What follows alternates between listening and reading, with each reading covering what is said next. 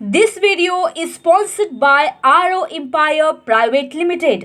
नमस्कार, महाराष्ट्र टीवी 24 में मैं रितेश बोरकर। आज हमारे स्टूडियो में है अमोल मुनगंटीवार, जो रहने वाले हैं गढ़चिरौली के, लेकिन नागपुर में जायका कंपनी में इंश्योरेंस का काम करते हैं। लेकिन नागपुर में रह के उनने यानी जॉब करते करते यहाँ पर एक डॉक्यूमेंट्री भी बनाया, वो बनाए थे रेड एरिया पे। जिस समय इंडिया में पूरा लॉकडाउन लग गया था, उस समय कई लोग अपने घर में रहे, उनको बाहर निकलने की मनाही थी। लेकिन उस समय कई ऐसी महिलाएं जिनको अपना शरीर बेचना पड़ा, कारण पैसों की खातिर, क्योंकि सरकार ने तो अनाज दी थी, गेहूँ चावल, लेकिन उसके अतिरिक्त भी उनको और सामग्री लगती थी, जिसके कारण घर चलाने के लिए कई महिलाओं को अपना शरीर बेचना पड़ा।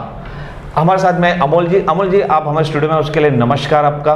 Thank you sir. आप मेरे को बताइए, स्टोरी में आपने ऐसे आपके ये कल्पना कैसे आई? आप जॉब करते करते इंश्योरेंस का जॉब करते थे आप जायका में, तो आप ये बताइए कि आपकी इसमें कल्पना कैसे ये लॉकडाउन के समय ये मूवी बनाने की एकदम रेड एरिया के ऊपर पे?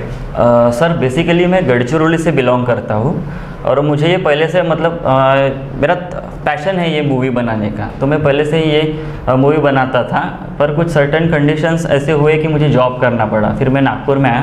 नागपुर में आने के पहले मैं एक शॉर्ट फिल्म बना चुका था, जो भी गढ़चिरौली में था, 7:15 वो शॉर्ट फिल्म का नाम था। उसे भी 2 अवार्ड्स मिले थे, पर कुछ कंडीशंस हुए थे, फैमिली प्रॉब्लम्स बोल सकते हैं उसे। फिर मैं नागपुर में आया, नागपुर में जॉब सर्च की और जायका इंश्योरेंस में मैं एज अ एग्जीक्यूटिव जॉब करने लगा।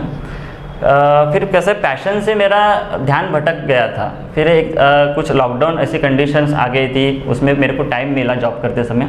फिर एक कंसेप्ट सोचा कि क्यों ना एक दिन मैं फील्ड पे जा रहा था, मेरा इंश्योरेंस का काम है, मैं फील्ड पे जा रहा था। वहाँ पे मैंने अनुभव लिया था कि रेड लाइट एरिया की कैसे उस दौरान काम चल रहा है वहाँ पे। फिर मैंने डिसाइड किया कि क्यों ना मैं रेड लाइट पे अभी फिल्म बनाना चाहूँगा।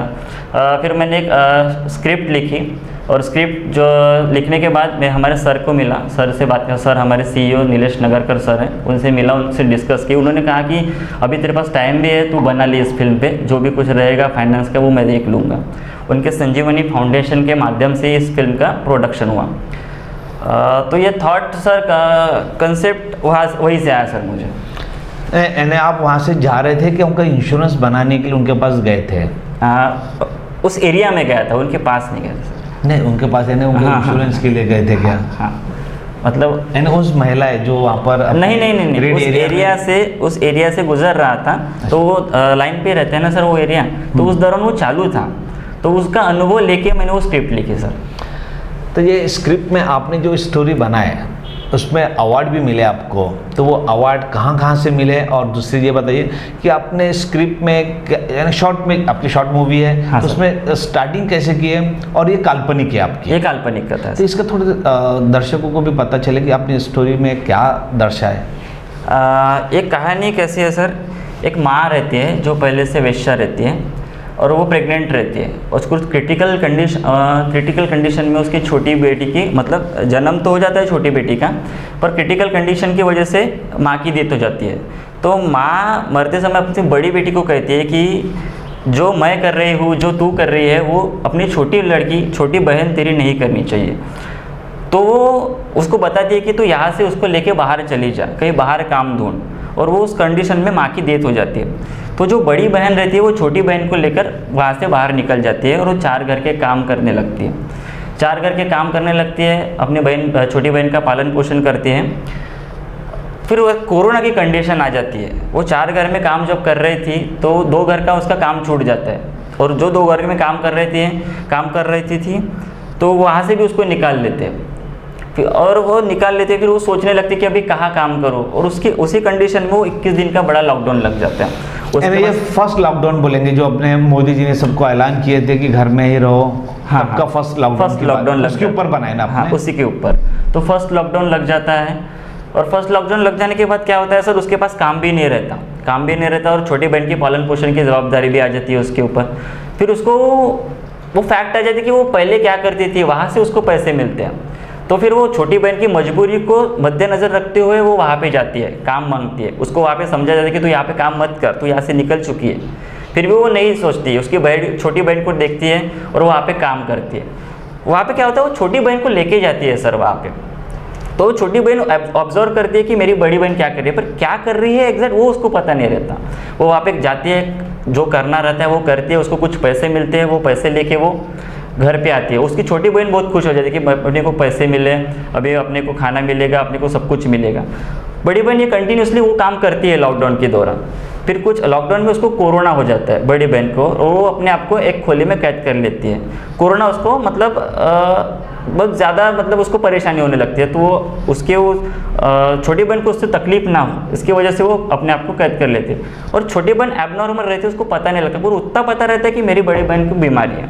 तो वो क्या उसको पैसों की ज़रूरत है। फिर उसको थॉट आते हैं कि मेरी बड़ी बहन ने क्या किया था, मेरी बड़ी बहन ने कुछ तो भी वहाँ पे जाके किया था और उसको पैसे मिले थे, क्यों ना वो मेरी बड़ी बहन का काम मैं करती हूँ और मेरे को भी पैसे मिलेंगे, इससे मेरे बड़ी बहन का इलाज हो जाएगा। फिर वो दौड़ते दौड़ते वहाँ पे जाती है, उसको काम मांगती है। वहाँ पे बाई तो इसको तो पता नहीं रहता वहाँ पे क्या करना है, लेकिन वो बाई उसको सोचती है कि तू तेरी बड़ी बहन ने जो काम किया था वो करेगी, तेरे को पैसे दूंगी। तो वो कुछ नहीं सोचती, उसको तो पैसों की ज़रूरत होती है। वो अपना काम, हाँ ठीक है मेरे बड़ी बहन ने जो काम किया था मैं वो काम करूँगी। वो अंदर जाती है, अंदर जाके उसको जो करना पड़ता है वो जो महसूस करती है, फिर उसको एहसास होता है कि मेरी बड़ी बहन ने मेरी भूख मिटाने के लिए क्या किया था। उसमें उनकी बड़ी बहन की डेथ भी हो जाती है ना? डेथ अभी नहीं होती सर, मतलब वो तो रहती है। तो जैसे वो पैसे छीनते हो काम करने के बाद, छोटी बहन उस औरत के हाथ से पैसे छीनते रोते रोते घर में जाती है। घर में जाके देखती है तो उसकी बड़ी बहन तब तक नहीं रहती, वो मर जाती है। और बाद में जब वो डेथ होती है बड़ी बहन की, तो वो जो पैसे बड़ी बहन के लाती है ना, वो वही पैसे उसके अग्नि में फेंक देती है कि जो तेरे लिए है वो तेरे लिए है। और वो छोटी बहन, उसको शौक लगता है, वो एबनॉर्मल से वो नॉर्मल हो जाती है और वो फिर से वही वैश्य व्यवसाय में चली जाती है। मतलब माँ ने जो कहा था, माँ ने कहा था कि इसको वहाँ पे मत लेके जाइए, मत, पर कंडीशन कोरोना की वजह से ऐसे हो जाते हैं। यानी सीधे सीधे आप कहें कि जो माँ कहती है कि जो चीज़ मैंने की रेड एरिया में वो मेरी लड़कियां ना करें, लेकिन एक मजबूरी होती है, मजबूरी के कारण उनको रेड एरिया में जाना पड़ा। यानी ये कोरोना के समय जो लॉकडाउन जब लगा था, फर्स्ट लॉकडाउन, उसमें कई लोगों ने, बड़े बड़े घर के जो लोग हैं, अपने कई काम करने वालों को काम से जो निकाल दिए थे। हो सकता ये तो काल्पनिक स्टोरी थी इनकी, लेकिन हो सकता ऐसे कई लोग हैं कि वो मजबूरी ना रेड एरिया में तो नहीं गए होंगे, लेकिन हो सकता बाहर में अपना शरीर तो नहीं बेचना पड़ा, क्योंकि पैसे तो लगते ही थे, क्योंकि सरकार ने सिर्फ चावल और गेहूँ, दाल और तेल ही दी थी, बाकी सामग्री नहीं दी थी। लेकिन बाकी सामग्री के लिए तो पैसे की ज़रूरत लगती ही है और पैसा होना ही चाहिए। क्यों? क्योंकि इलेक्ट्रिक बिल भरना है, घर का किराया देना है। किसी ने घर का किराया छोड़ा नहीं था उस समय, ये सच्चाई है। और इलेक्ट्रिक का बिल भी आया, और महानगर पालिका द्वारा जो उनको टैक्सेस आते थे, पानी का बिल आता था, वो सब भरना पड़ा। किराए से रहो या खुद के मकान पे रहो, लेकिन इसके ऊपर में किसी सरकार ने नहीं ध्यान दी। लेकिन जो डॉक्यूमेंट्री ने जो काल्पनिक बने, और ये सच्चाई भी है, कई हमने देखे, कई बार नागपुर पुलिस ने ऐसी नाबालिग बच्चे 15 से 17 साल, 18 साल, 20 साल, जिनको मजबूरी के कारण ये फील्ड पे उतरना पड़ा, अपना शरीर बेचना पड़ा, इसके ऊपर में किसी का ध्यान नहीं। सब लोगों को ऐसा लगता था, बड़े घर वालों जिन नौकर चाकर जो उनके घर में थे उनको निकाल दिए, 1 या 2 को रखे, उनको भी बाद में निकाल दिए। यानी सेकंड लॉकडाउन में तो ये तो ऐसे हो गए थे, महामारी लग गई थी। फर्स्ट लॉकडाउन में तो नहीं लगी थी, लेकिन सेकंड लॉकडाउन में महामारी लग गई थी, कई लोग की डेथ हो गई। सरकार ने इस चीज़ पे ध्यान नहीं दिया कि सिर्फ सरकारी अनाज देने से क्या होता है। वादे बहुत किए थे कि हम बहुत सुविधा देंगे, बिजली बिल माफ़ करेंगे, टैक्स कम करेंगे, पानी का बिल कम करेंगे, कई लोगों को घर का किराया तक के माफ़ करने की बात की थी, लेकिन किसी ने कोई ही काम किया नहीं। लेकिन ये डॉक्यूमेंट्री जरूर देखें, और ये डॉक्यूमेंट्री इसलिए देखिए क्योंकि ये बनी है नागपुर शहर में और रेड एरिया में। वहाँ पर कई मकान लेकर एक ये मूवी तैयार की गई, शॉर्ट मूवी, जो अमोल ने जो सोचा काल्पनिक वहाँ से गुजरते समय, ये बहुत अच्छी सोच थी उनकी कि वहाँ के लोगों के ऊपर में जो स्टोरी बनाए, काल्पनिक है लेकिन बहुत सही स्टोरी बनाए। नमस्कार।